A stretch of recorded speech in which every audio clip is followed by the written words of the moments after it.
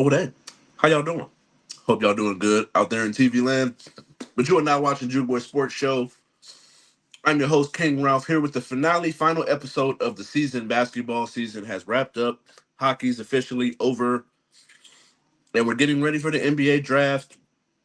After today's show, I won't have another show for about 2 to 3 weeks, getting ready for the third season. Third installment, got to make some improvement, little tweaks to make the show a little better. But thank you all for watching. We got a lot to get into. But before we do, send a shout out to the sponsors. You know what I'm saying? If you want to do a podcast like what you're watching, music video, photo shoot, call the number on the bottom of the screen, 707 Fitboxer. And then make sure you go like, subscribe, comment, share, all that good stuff on all of the socials. I got them going down there, scrolling on the ticker on the bottom. You can like the He Say She Say channel on Facebook. Subscribe at Joint Universal Creatives or Juke Media on YouTube. Follow us on Instagram, Juke Sports Show, J.U.K. Sports Show. You can follow me at KGRALPH on X. Actually, for X, add an underscore, but you can follow me there at TikTok, Twitch, Instagram, all that good stuff. And we got a lot to get into. And so Deion Sanders has found himself in the tabloids or in the news again, I guess you could say. This time he was quoted saying that he plans, when asked about how long in the conversation, how long he'll be with Colorado after this season. Travis Hunter as well as Shador should and Shiloh all honestly should all be going into the NFL draft. So after this year, what pretty much his future is in question. So when asked about his future plans, he pretty much said, and I quote, "I plan on being here and being dominant." And I've also seen him in quotes as well. "I'm a father, not a baby daddy. I lead my sons. I don't follow my sons." And so the question is, what's a realistic goal for the Colorado Buffaloes this year? And without looking at their schedule, I think that they have. I think last year they won 4 or 5 games. Year before that, before Prime got there, they won one. And so I think in to be realistic, I think anywhere from 7 to 9 wins is definitely doable. I think that Shador being top three quarterback in the country, you have probably the best, most like one of the best two-way players to ever play football. Um, and as far as college football, and then just a bunch of pieces that they've brought in. Warren Sapp on the staffs, some of the staffing issues that they had last year, giving up a bunch of sacks. Hopefully, they can clean that stuff up. But I think that in the end, I think realistically, I can see them winning about 9 games, 7 to 9 games. I think that they'll have a definitely have an increase in the win total from last year. I do understand that there's some things. It's like you don't just flip an organization or a program like we're talking about around that went from 1 win to then now four coming off a 4 or 5 win season to going undefeated. You just don't see that happening. So I'm like, realistically, I could see them winning about, I say anywhere from 7 to 9 games. And that's just with me without me looking at the schedule. Now with me looking at their schedule, let me see what we got.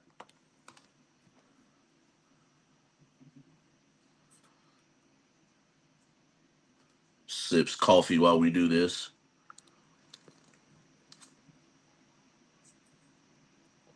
All right, so we got North Dakota State, Nebraska, Colorado State, Baylor, Central Florida, Kansas State, Arizona, Cincinnati.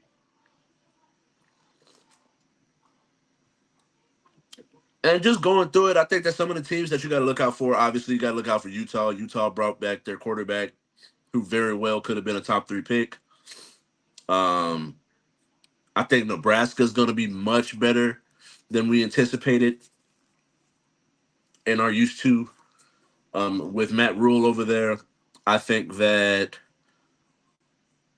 Colorado State's going to be one of those ones where it's going to be close, but in the end, I think they're just going to be too much for Colorado State, and I don't think it'll end up being close. I think they'll pull away. Arizona lost their coach to Washington, and so I feel like Oklahoma State. Some of those packed the Big 12 teams are the ones where I feel like they'll struggle the most. And so I think wins over Colorado State wins. I think they could get a win over a Kansas. They can get a win over a Texas Tech. They can get a win over Colorado State and Nebraska. It's the Utahs, it's the Oklahoma States. That's the ones that's going to be an issue for me where I feel like anywhere from 7 to 8 wins is doable. And I wouldn't be surprised if they're in their respective conference championship game in the end of by the end of the season. And so NBA draft is tomorrow, and there's a lot of hoopla about where Bronny's gonna go. I've talked about that, whether or not I feel like he should even be in this draft. I feel like they're trying to find any way to make it seem like Bronny should be here. We all know what this is. We know he's a developmental project. We know it's LeBron James' son, so it's a possibility of LeBron coming to whatever team he gets drafted by. And for me, I seen a clip where it was like that's the headline is Bronny James is the best outlet passer in this draft. And it's like, all right, like that's why I'm supposed to draft him first round. Cut the cap, quit playing with me. And so speaking of his respective position, the position I believe he should play, I got point guards. Just to put some of them people out there, his teammate at USC, Isaiah Collier. I think I've heard people say he's a little small, but at 6'3", I feel like he's a good size. Definitely more of an offensive threat, scoring threat than he is on the defensive end. So in the end, in order for him to be able to make an impact on any team, whatever team he goes to, he has to. And I think that this is the thing when it comes to this position is you got to put effort on the defensive end. And I feel like with Isaiah Collier at 6'3", that's a good size point guard. I wouldn't say he's undersized. I would say Rob Dillingham is a little bit more of an on the undersized part of it, but his scoring ability and to be able to create his own shot and playmaking is definitely going to get him drafted. I believe he should go lottery pick, in my personal opinion. It just depends on where the cards fall and if teams trade and whatnot. I'm not going to get into all of that as far as mock drafts and stuff like that, but I do think he's a very good point guard. My man, Rob Dillingham, I seen in some mocks where they got the Bulls drafting him. My only real issue is that is I feel like we need threes and fours and maybe a five. So Zach Edey is growing on me a little bit more, but at 11, I don't know how I feel about it.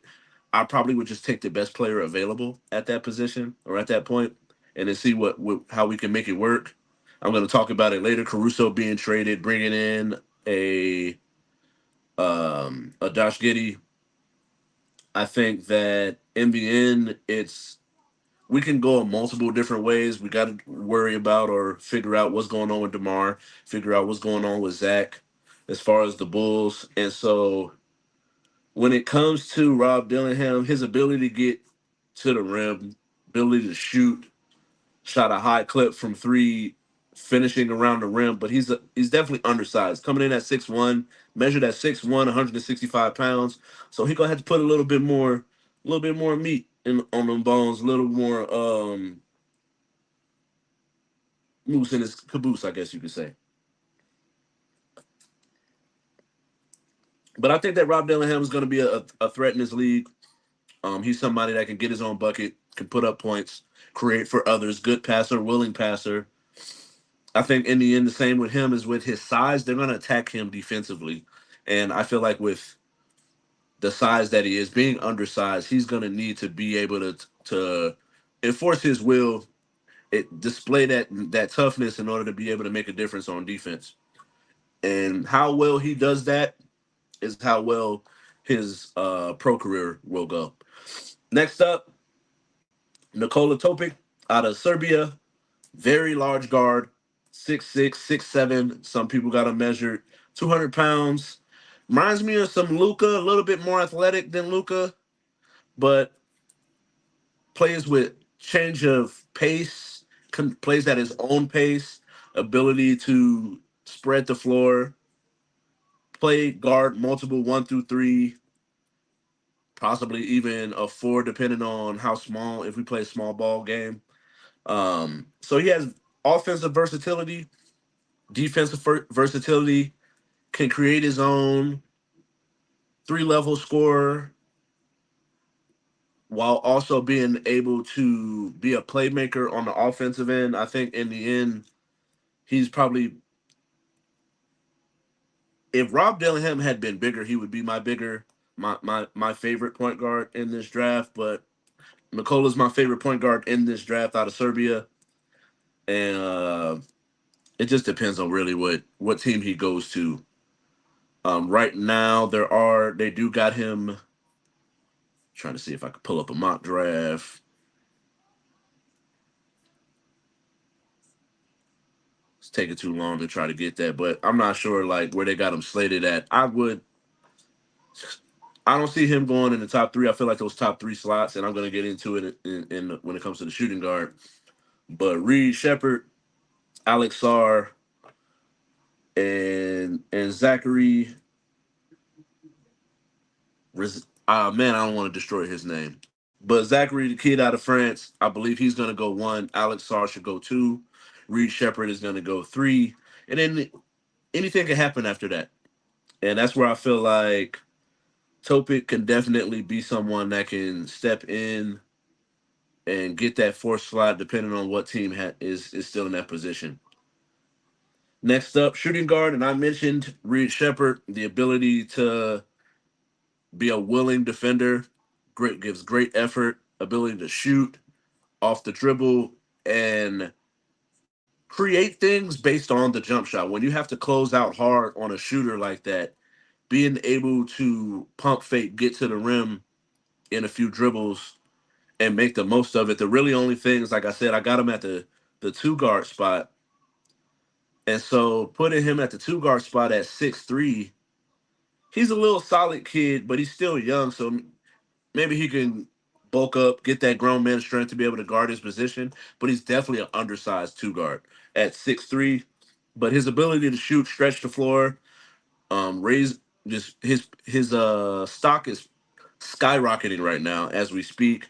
I think the Houston Rockets are gonna end up taking him. I would be surprised if he falls anywhere past that.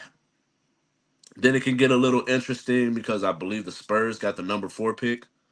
And my next 2 guard, Stefan Stefan Castle, 6'4", good size, played on a championship team, freshman. I think it was the Big East freshman of the year. And UConn has just been pumping out guards. With last year, I forget my man's name that played with the Pelicans. Um, Him following suit. Castle is a willing defender, can get to the rim, athletic, playmaker, has good eyes and vision. And the one thing about him going into it, I think day one he can contribute, and I think Pop would take it. But at the same thing, the one thing about him is his not the best shooter, and I feel like with Wemby and how dominant he can be in his future, you would like to surround him with shooters. And I've seen reports that the Spurs are looking for shooting when it comes to whatever they're looking for going forward, whatever it is, whoever they bring in, got to bring in some shooters. And that's the one negative of Castle. So if Reed Shepard slips to 4, I would anticipate Spurs pulling the trigger on that one. But Castle, I can see him going there if that's the best player. I think at that point he would probably be the best player available. Um, not including injuries, because that was the one thing about Topic is that he was coming off of an ACL injury. And so next up, I got the small forwards. I feel like it's a really good class here. Um, if he slides this far, I didn't bring it up, but I would really like the Bulls to take Dalton Connect. 6'6", 6'7", can play the two, can play the three, solid. Played 4 years in college. Comes in at 23 years old, so he's ready to go. Has a high IQ, can move without the ball, can get to the rim, sneaky athleticism, willing defender, very aggressive, tough on defense, and he's an All American. He hooped when it mattered, led his team deep in the tournament, and I feel like he feels a need with the Bulls. But like I said, we got to figure out what we're doing with Levine as well as DeMar DeRozan. If we can keep DeRozan, honestly, as a Bulls fan, as much as I hate to say it, how Kobe played showed that I don't need both of them. So I would rather have DeRozan. Now, if I lose DeRozan, then I want to keep Zach Levine, obviously because he's under contract. But at the same time, I feel like you still need, in order to be able to be competitive, you're still going to need one of them if you can't keep both. And so next up, let's see who I got. I'm gonna go with another person I feel like I really would like is Cody Williams. Cody Williams is the younger brother of Jalen Williams, who plays for the Oklahoma City Thunder, coming out of Colorado. 6'8", really good ball handler, willing defender, can finish around the rim, right hand, left hand, can create his own shot, high IQ at such a young age. And the one thing is the why I want Dalton over him instead. But if he falls to us and he's still available, take him at 11. If Dalton is not there, is ability to shoot. Not the best shooter in this class at his position. And so that's the thing for me is why I'm like, there's some guys that I have ahead of him, but I still think he's a very high quality pick. Ron Holland is another one that I think is how he's sliding coming out of with the G League at night. He was their leading scorer, scored 20 points a game, versatile scorer, 3 level scorer, while also being able to. He didn't shoot the best this past year, but he showed you the ability to get buckets with how many young studs they have on that team. For him to stand out was their leading scorer. I think is it would be a great pickup in the latter part of the draft of that first round. And so I feel like next up, yeah, I'm gonna go Matis Buzulis. Also played on the G League at night, averaged 14 points a game. Struggled shooting this past year when really that was his calling card. And so kind of gives you a little bit of worriness, but I feel like in the end, what he's going to be able to do to be able to contribute on the court from day one are things that you can't pass up on. You can teach him how to shoot. He's still young, 19 years old, crazy athleticism, the ability to do a windmill in a game. Not something that you want to see all the time, but just to show off some of that athleticism. I feel like it's gonna pay dividends for him in the league. At power forward, Alex Sarr out of France is actually think he's the best player in the draft. I like his versatility, ability to play the 4, the 5, stretch the floor, take you off the dribble, post, um, protect the rim to a certain degree, but just because he's so long and athletic and his ability to move. And so, but I got him going just because I like if I was the Hawks, I'm taking him. But everybody has Zachary going to the Hawks and the Wizards taking Alex. but I actually think Alex Sarr is the best player in this draft. And then someone I want people to look at was Deron Holmes out of Daytona, or Dayton, not Daytona, but Dayton. 6'9" rim protector, sneaky good shooter, very athletic rim protector. I know he's someone that's most likely going to go mid lottery to late first round, but his ability to knock down shots, be able to catch and and play make, get to the rim, finish, Euro step, left hand, right hand, block shots, get out there, switch on screens. And if you know anything about me when it comes to basketball, and especially when it comes to the way I critique, I appreciate a good defender. So Deron Holmes out of Dayton is someone that I really enjoy. I really like their game. Alex Sarr, my favorite in the draft. I have him number one, but most people, most mock drafts got Alex Sarr going to the Wizards, partnering him up with Poole. Hopefully they can keep Kuz, and then it's actually a good young core. And then at center we got Donovan Clingan out of UConn, 7'3", rim protector, sneaky good passer at that elbow spot, at the high pick and roll, being able to dump it down to cutting guards, cutting wings. Very good defender. Was able to do really well, make it real tough for Zach Edey, who many people are talking about. He's the modern day Yao Ming, and so I got him as my. I still like Zach Edey as my number one big though. And so at the center position, Donovan Clingan is someone that's rising up a lot of draft boards. Stock is on the skyrocketing, like I said. I feel like he Zach Edey is sneaky when it comes to his mobility. I feel like he's a lot better than he gets credit for when it comes to guarding the pick and roll, being able to stay in front.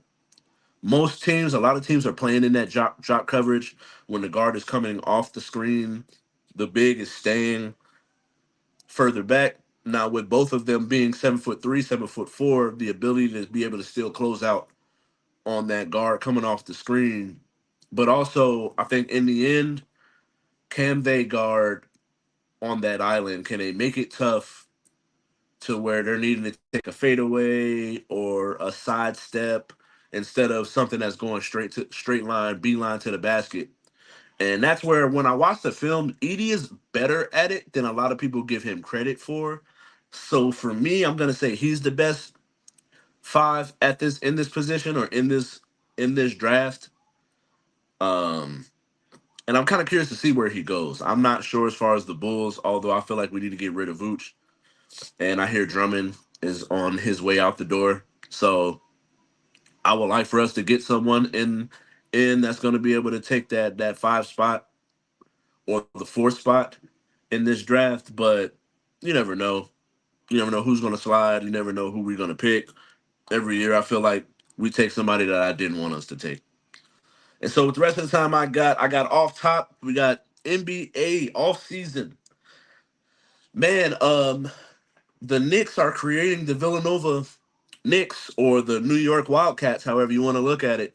They trade for Mikal Bridges, get 4 first round picks and a slew of other picks for Bojan Bogdanovic, and in exchange for Mikal Bridges. So now they got Jalen Brunson, White Dante, Josh Hart, and Mikal Bridges along with Hartenstein. They still have Julius Randle under contract, and OG Ananobi is just opted out of his player deal. And I feel like, barring health, there's no reason why with this addition that the Knicks couldn't be in the Eastern Conference with this trade. I feel like definitely getting Mikal Bridges, who a couple years ago was a runner up for Defensive Player of the Year. Every year he's in the defensive team, all defensive team talks. Being able to switch on the guards, guard bigs, knock down. Now he showed that he could create his own shot. and being able to play off of a Jalen Brunson and be where if Jalen Brunson's gonna give you 30, then Mikal Bridges is good for a good 20, 25 with some good defense and good stops when the game really is on the line.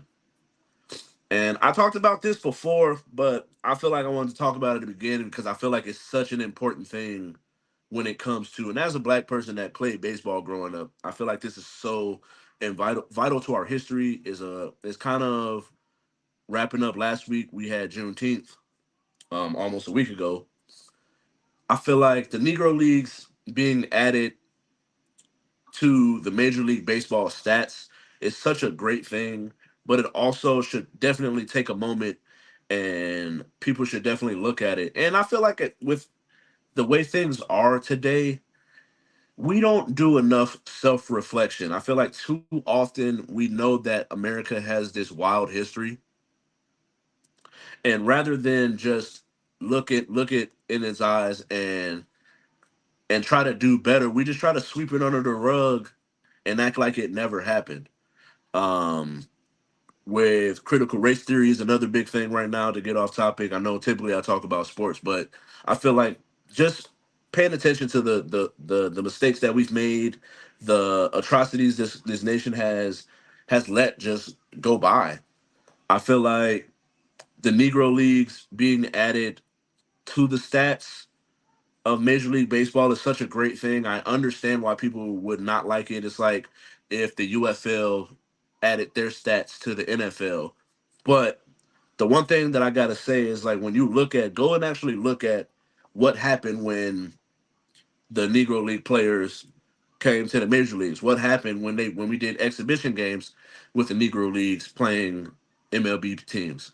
And the Negro League teams did very well, 55 games over 500. And so we can't sit here and act like, oh, we can't add it because they weren't good enough. Well, obviously they were good enough. It's just they were black and they didn't want them. And then if you go and you look at Satchel Paige, Josh Gibson, Hank Aaron, Willie Mays played one season, Jackie Robinson. These are players that were very good, if not the best at their position, once they got to the league. And Satchel Paige was old and still dominating in a way that I think Nolan Ryan is the only person at that age that would have been able to put up the numbers that Satchel Paige was able to put up at at an older age. And so I'm happy to see it. I feel like as the as a person that is proud to be an American, I'm proud to be a black man. It's good to see people of my complexion and people that look like me get their recognition. Finally, it's okay to say, "Hey, I made a mistake," or my forefathers made a mistake, and I'm going to rectify it. We got to stop with this whole. Well, it's such an uncomfortable conversation. We're just going to sweep it under the rug and act like it never happened. And then, is that cool? We're just going to do better next time, right? And it's like, no, approach it. Say, hey, this was wrong. I'm sorry that you went through this. Now let's fix it. And that's the best way. And I applaud Major League Baseball for doing that. And then Caruso, hate to see him go. I brought it up earlier. Traded to the Oklahoma City Thunder straight up for Josh Giddey. I do understand why some Bulls fans are upset with us not getting a draft pick, but potential for what Caruso is right now, Caruso's a role player. And Josh Giddey's potential, he's a potential all star. So I'm okay with us not getting a first round pick or any kind of draft compensation for Caruso, where we were gonna have to pay him anyway. So I'd rather get a Josh Giddey. If Lonzo is not gonna come back healthy, we have Josh Giddey, playmaker, triple double. I think he's fourth in triple doubles by the age of 21 in NBA history. And so I don't have a problem with it. I think his ability to shoot, his ability to create, big 6'8", play him at the point, play him at the three, move interchangeable pieces around. Like I said with the DeMar and Zach LaVine situation, hopefully we can figure that out and be able to keep one of them. But then Josh Giddey and Kobe White are good young pieces that you can build around. And then we got Io as well as Terry. And I feel like at this point, I don't really want to see us draft too many more guards because unless you're just going to play a small ball lineup, I don't really see the point of drafting a Rob Dillingham, of drafting a Devin Carter, who's another person I've seen out of Providence, very good defender to replace Caruso. But we were already kind of log jammed at that position anyway. So hopefully Lonzo can come back, be healthy. Looks like, and from what I've heard, he looks good. But we'll see. And thank you all for watching. I gotta get up out of here. It's hot. But like I said, this was the final episode of this season, so I will be going on a 2 to 3 week hiatus. I will post in the morning. But like I said, like I always say, Wednesday morning I got my audio only episode dropping on Spotify, Apple Podcasts, Google Podcasts.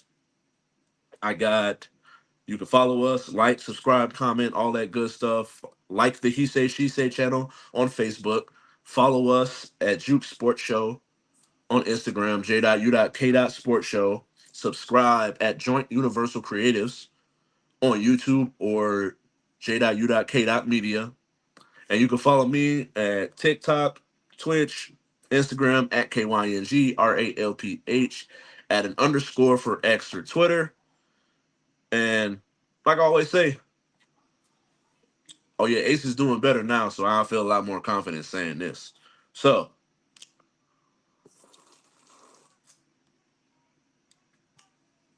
love, peace, and Ace 3P.